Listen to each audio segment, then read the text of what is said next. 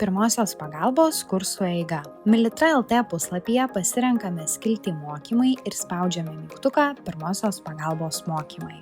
Šiame puslapyje pasirenkame mums reikalingą Pirmosios pagalbos mokymų kategoriją. Pasirinkus kategoriją, belieka teisingai pasirinkti mokymų programą ir ją įsidėti į krepšelį. Ta galite padaryti paspaudus mygtuką įdėti į krepšelį arba atidarius produktą ir spustelėjus mygtuką produkto aprašymo apačioje užsakyti. Produktą įdėjus į krepšelį spaudžiame mygtuką peržiūrėti krepšelį. Pasitikrinę, jog pridėjome mums reikalingą mokymų programą, tęsiame atsiskaitymą ir spaudžiame mygtuką mokėti. Užsakymo formoje nurodome asmeninius duomenis – vardą, pavardę, telefono numerį, elektroninį paštą ir gimimo datą. Atkreipkite dėmesį, kad nurodyta informacija būtų teisinga. Sekančių žingsnių pasirenkame mokėjimo būdą ir sutikę su mokymų teikimo sąlygomis spaudžiame mygtuką apmokėti. Iškart po šio veiksmo sistema jūs nukreips į jūsų banką apmokėjimą. Atlikus apmokėjimą ir sugrįžus pas pardavėją matysite savo užsakymo informaciją.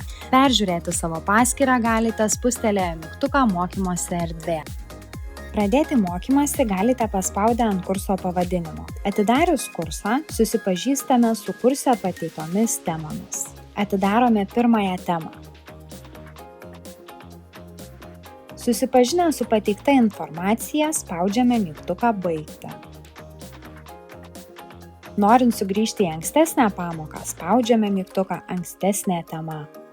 Paskutinė mokymų tema ir žingsnis yra testo laikymas. Norint pradėti laikyti testą, spaudžiame mygtuką pradėti testą.